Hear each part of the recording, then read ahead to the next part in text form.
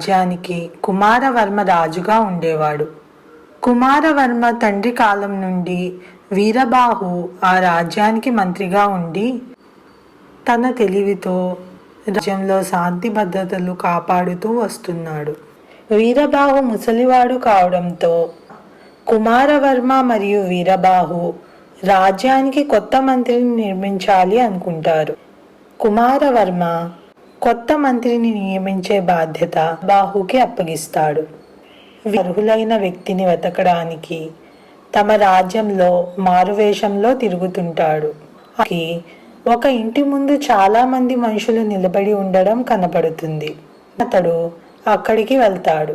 అక్కడ ఒక ఇంట్లో ఉన్న చెట్టుకి ఒక మనిషిని కట్టేసి ఉంచుతారు.